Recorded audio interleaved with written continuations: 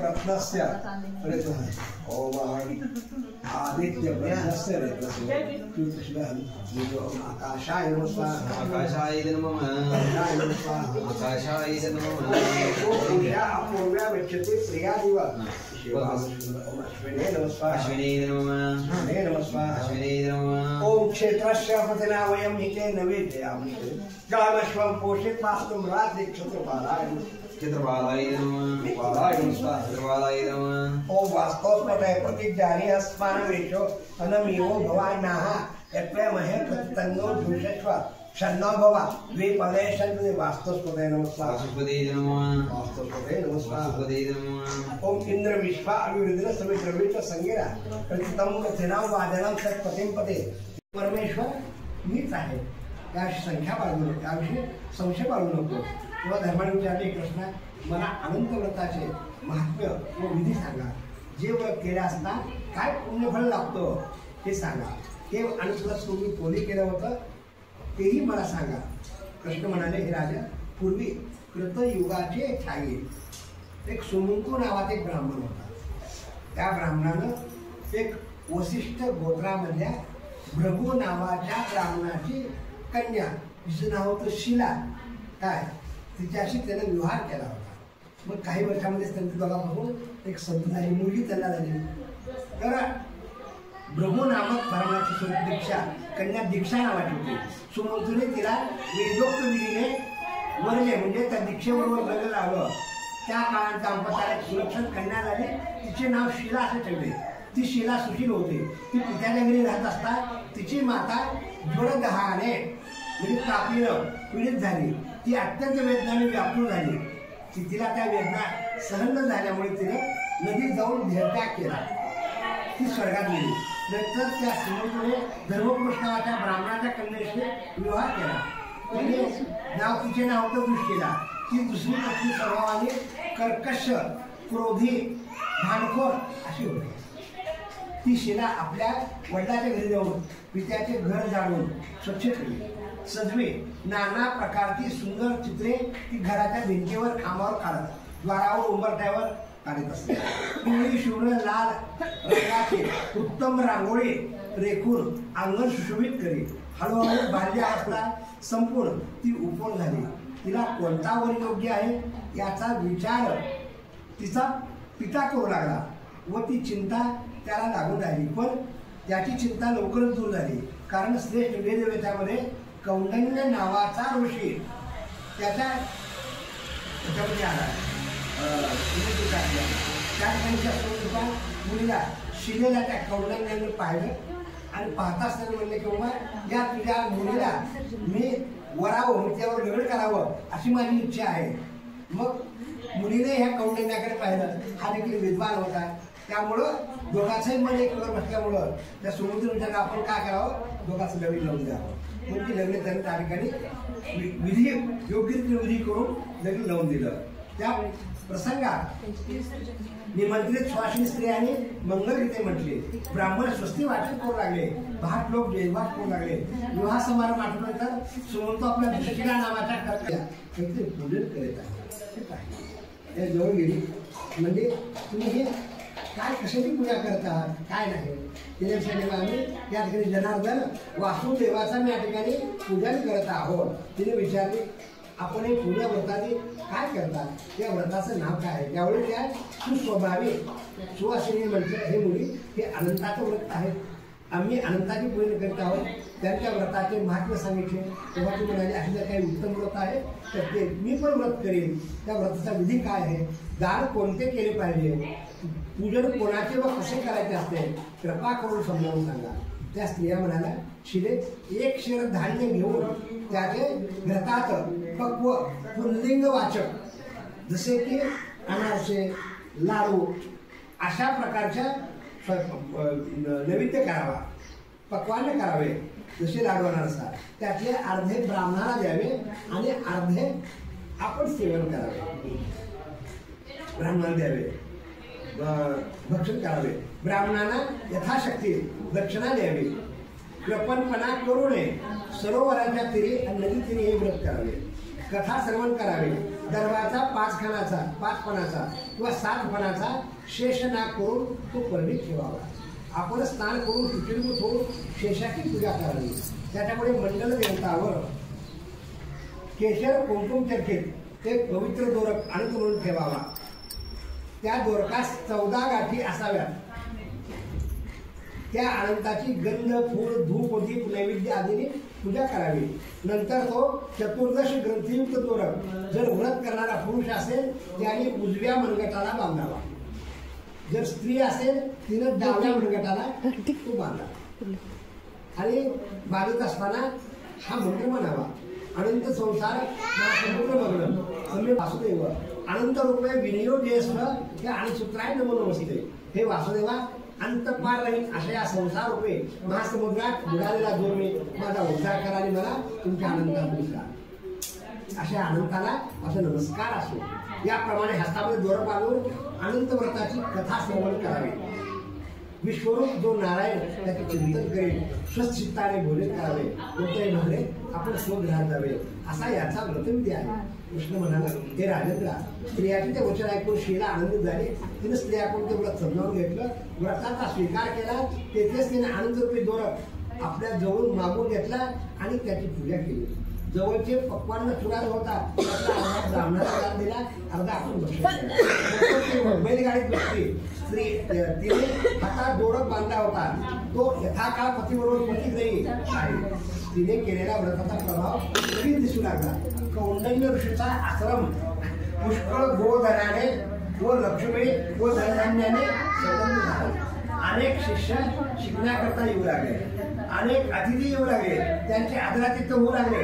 शिला स्वतः अनेक अलंकाराने सजून घरात शोभायमान होऊ लागली. एके दिवशी कौंडल्य ती नेहमीप्रमाणे त्याने पत्नीच्या हातात मर्यादा तो दोरक पाहिला आणि विचारली हे प्रिय हा दोरक कसला आहे. हा दोरक बांधला वशी करण्यासाठी तर बांधला नाहीस ना. खरे सांग हा दोरक कशा करता बांधला आहे. शिला म्हणाले ज्याच्या प्रभावाने ज्याच्या कृपेने आपणाला हे सर्व वैभव सुख प्राप्त झाले आहे. तो अनंत म्हणजे जनार्दन रूपी दोरक मी प्रतीक म्हणून धारण केला आहे. शिलेचे बोलणे ऐकून कौंडल्य रागाला आला. त्याने पत्नीचे सांगणे पटेना. त्याने तिरस्काराने तो दोरक तोडला. कुठला आला आनंद काय हा दोरा म्हणजे अनंत आहे काय असे म्हणून त्याने दोरक जवळच्या अग्नीत फेकून दिला. तेव्हा हाय हाय आम्ही काय केले असे म्हणून शिला पटकन उठली. तिने दोरक उलटा जळायच्या अगोदर अग्नीतून काढला व दुधाच्या पात्रात टाकला. त्या कौंडल्य मुलीचा कर्तव्य परिणाम असा झाला की त्याची संपत्ती नष्ट झाली. गाई गुरे जोरात पडली. घराला आग लागली. रेल्वे गुप्त झाले. 10 मिनिटाचा हे प्रिय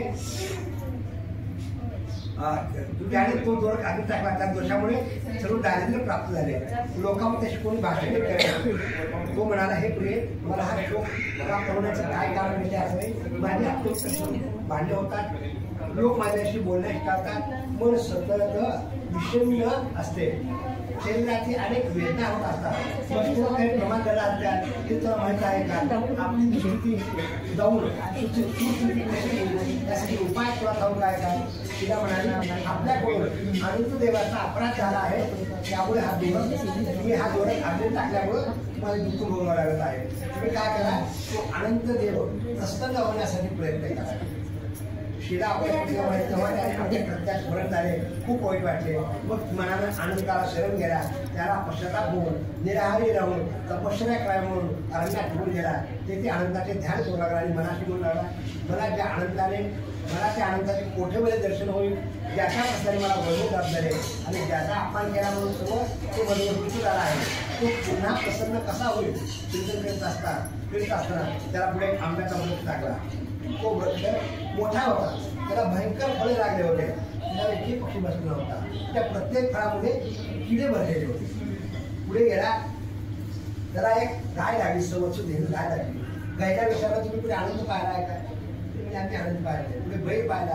बैलाला विचारलं पाहिलं पुढे गेल्या रोज करायला लागल्या ते त्यांना विचार पाहिलं नाही पुढे गेल्यानंतर एक हत्ती आणि गाडव लागला त्यांनाही विचारलं तुझा आनंद पाहिला प्रत्येकाने आनंद नाही पाहिजे शेवटी तू मनाशी विरोध झाला तरी मला आता दुःख जाणारच नाही आता आपल्या जीवनात काही तथ्य नाही मग तिने एक मोठी अशी झाडाची वेली आली वर झाडाला बांधली आणि ती वेळी घेऊन आपल्या नरड्याला बांधून आता आपण मरावं तेवढा त्या समोर प्रत्यक्षात स्वतः आनंद ब्राह्मणाच्या वेशामध्ये आले तरी त्या अशी मंत्राला परावृत्त केलं आणि हातात धरून त्याला एका भुजारामध्ये घेऊन गेले मग घेऊन गेल्यानंतर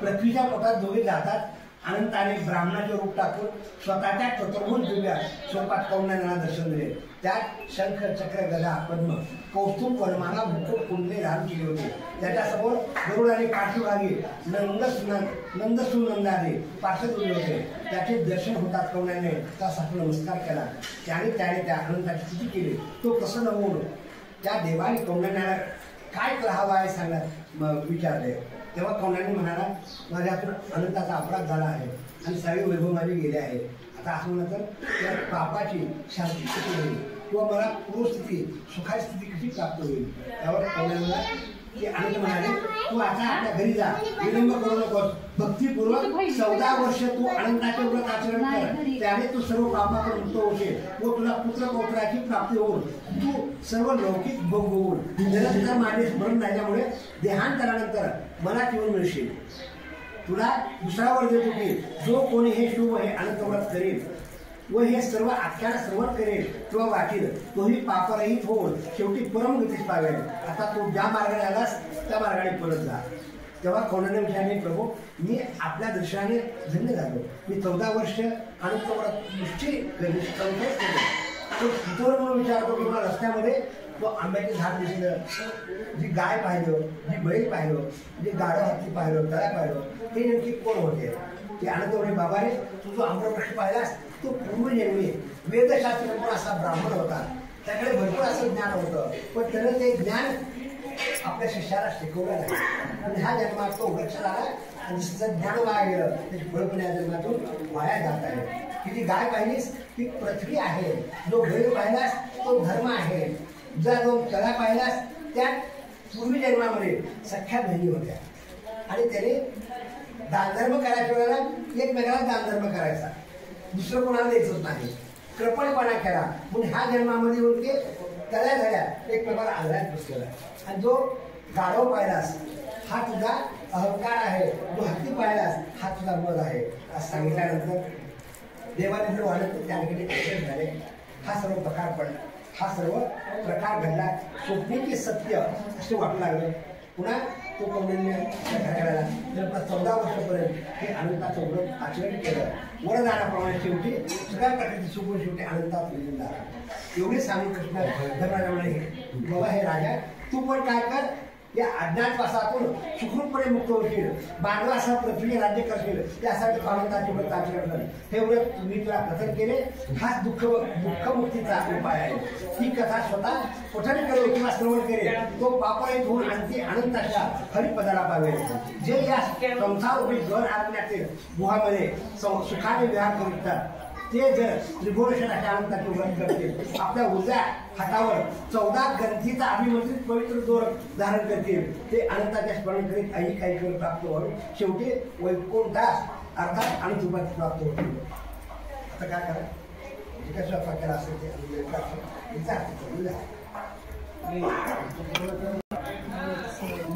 स्वयंपाक झाला बघा अंडी व्हायला परवानगी तुझं नवीन दाखवला का परवानगी आता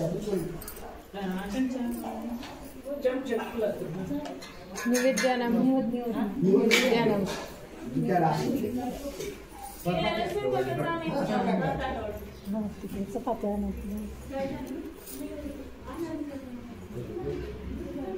दूसरा वेगळा पिनो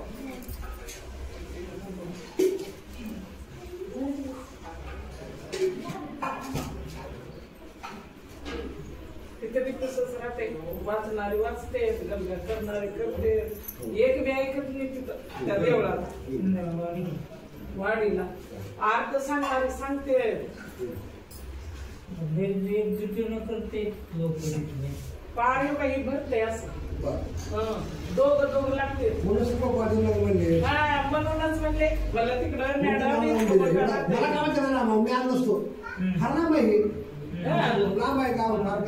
मला देवाच्या ते कोण आहो तुम्ही? मी त्याच्या मामाचा मुलगा आहे, ती माझ्या आत्याचा मुलगा आहे. नाही नाही नाही, देव शेती करायला येतात का नाही, त्या देवाची कोण आहो तुम्ही? शेती शिंदाळायला येते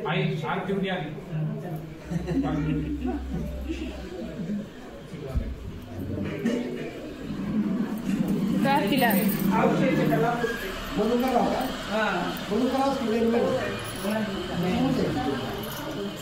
काका त्यांना दे तिकडे द्या पोळी द्यायची होय. श्रद्धायां प्राणाय विष्णु प्राणाय स्वा प्राणाय स्वा व्यानाय स्वा उदानाय स्वा समानाय स्वा ब्रह्मणे नमः नमस्कारं करोमि मंगलमहानीराञ्जनं या आरतीला इकडे आरती दीपं समर्पयामि आरती एकं मकरिष्ये नुरवे पूर्वे सर्वांगी सुंदरमूर्ती दुराजी कंठेला केमाळा मुक्ता फळाजी जय देव जय देव जय मंगलमूर्ती दर्शना प्रेमान सोनमा प्रेमान कामना पूर्ती जय देव जय प्रतापरा गौरीपुरा चंदनाची कोटी पंकेश्वरा हिरे झुळका मुकुट शोभतो बरा रुद्रुम जय मुळे चरणी घालया जय देव जय मंगलमूर्ती दर्शना प्रेमान सोनमा प्रेमान कामना पूर्ती जय देव जय बोल पीतांबर मणिवर वंदना सदा गौंडा वक्र सुंदर देना सहस्रमासा वटवाहेसना संगडी बाबा निर्माणे रक्षावे सुवर्गवना जय देव जय मंगलमूर्ती दर्शना प्रेमान सोनमा प्रेमान कामना पूर्ती जय देव अगमी निगमी तुझा न कळे अंत भक्ती भावे प्रेमे भक्तावर देत मुनिजन लक्षी लक्षिता नव्हे तू प्राप्त शेष सहस्रमुखी वर्गिता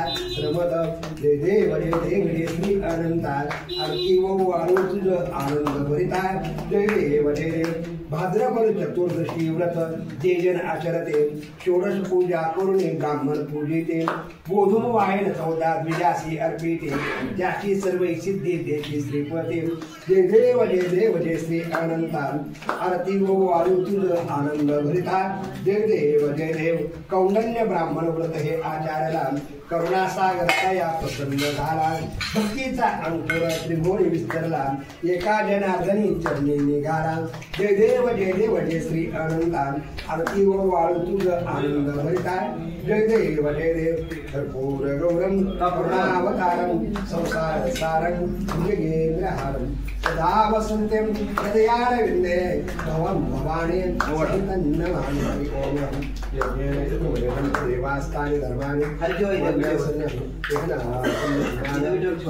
यत्र पूर्वे साध्याय सन्ति देवाः ओम राजाधिराजाय शेषाहिने नमो वै श्रवणाय कुर्मः समे कामान् कामायम् कामे श्रवणे श्रवणो दधातु कुबेरागवे श्रवणायान् दिव्यमन्तं समन्तपर्यायं निषादसार्वभौम सर्वाक्षन्तार्धातमटघातं तथा वै सूत्रपर्यन्तायाम्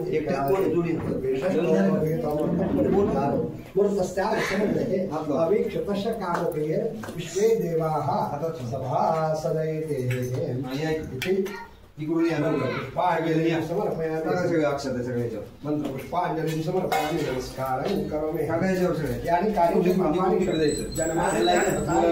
तानि विनश्यन्ते प्रदक्षिणां अंगवती 2 प्रदक्षिणा घेणं सर्वमंगलमांगल्ये शिवे सर्वार्थसाधिके शरण्यामि तवाचनं पूजा चैवयानामि नमस्व परमेश्वरं मन्त्रहीनं क्रियाहीनं सुरेश्वर यत्पूजितं मया देवं परिपूर्णं तदस्तुते अन्यथा नास्ति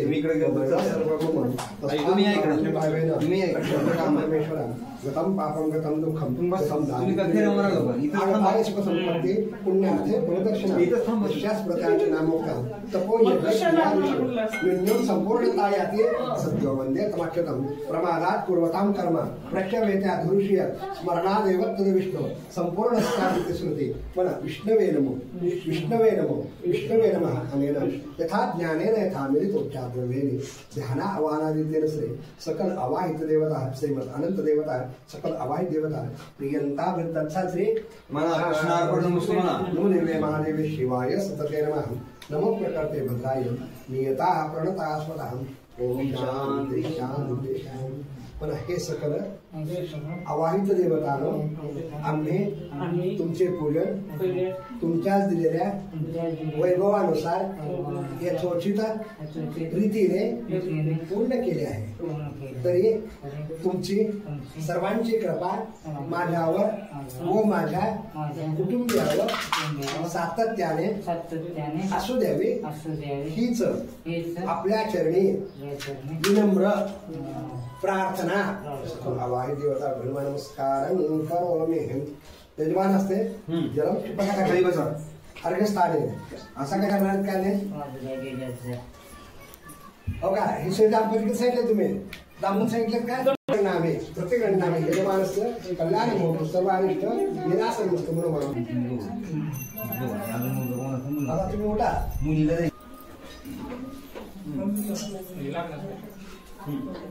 घेतो नाही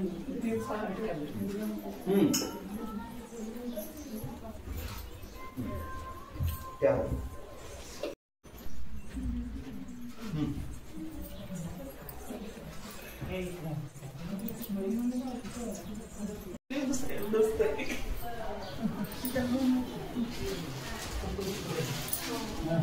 कितना